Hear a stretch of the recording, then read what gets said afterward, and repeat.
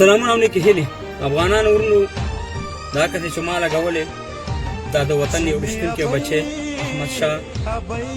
ادمیار پرون شپه په کابل کې چې ده د هوایي میدان کې وظیفه اجرا کوله او د غاصبینو د لنډغرو د خوا نه په خپل کور کې پښه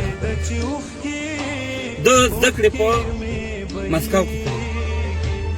ده کولی شو چې په مسکو کې خپل ژوند جوړ کړی ده کولی شو چې اروپا دلته لندن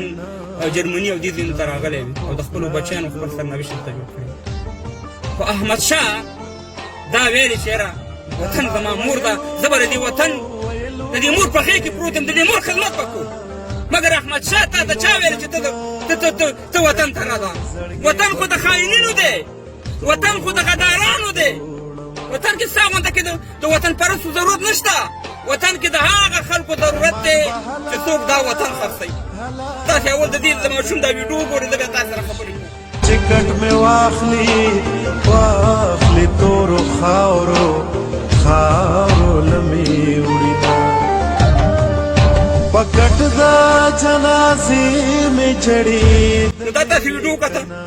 د دې ورکوټی ماشوم او نور ماشومان هم دي ګوره اشرف غني صاحب ولې ستا په دې حکومت کې چې دا 15 کاله تا وکړو تا زما په زرهاو ملي سربازان شهیدان کړو ستا د نااهله حکومت د لاسه ستا د بېغورۍ د لاسه ځکه په دغه ملي اردو کې نه ستا زوی شته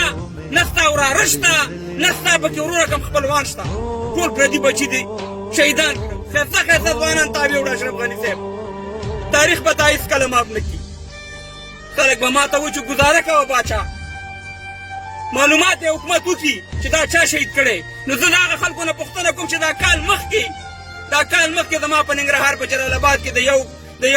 د یو پلار 4 زامن شهیدان کړو په حکومت کې کار کوو د هغې موږ ته چا څه جواب راکړو کوم معلومات یې موږ ته راکړه کاکا مرای دله په مړکو د حکومت په خوله کې موږ له چا معلومات راکړو دغه اوس یې دغه د شفاخانې ماشینونه په پاکستان کې خرڅ کړو موږ له چا معلومات راکړه ولې په غلطو خبرو باندې غولېږي افغانانو اشرف غني صاحب ولې ظالمه ولې کې خلک معلومات دی چې په هوایي میدان کې څوک کار کوي هلته یې لنډغر نه پرېږدي زما پښتون نه پرېږدي د ټولو افغانانو ټولو ته احترام لرو په تعصب دا خبره نه کوم خو زه په دې پوهېږم چې په هوایي میدان کې د داسې خلکو ځای نشته زه په دې پوهېږم چې زما پښتون زما افغان خدمت کې هغه د منځه وړل کېږي که هغه دري زبان وي که پښتون زبان وي که خدای په لحاظ باندې بس دی اشرف غني صاحب تباه او برباد دي کړو تباه او برباد دي زما زلمیان دي ښایسته ښایسته زلمیان دي ویوړه زمان ده د وطن په خاطر هغه هلته قرباني ورکوي او ته د دې قربانۍ ته ډېر په بد سپک نظر ګوري افغانانو دا ویډیو مخکې شیر کوي او غږ یې اوچت دی د احمدشاه ته احمدشاه نه یې ته احمدشاه ابدالي ځکه تا د خپل د وطن د مینې په خاطر باندې خپل ځان په خپل بچو قرباني ورکړه ځکه چې تا د مسکو نه رالي په دې خاطر چې د په وطن کې خدمت وکړم په وطن کې د خاینینو او غدارانو نه ډک کړي تاسې دې رب العالمین تباه برباد کړي چې زموږ ښایسته ځوانان ستاسې دا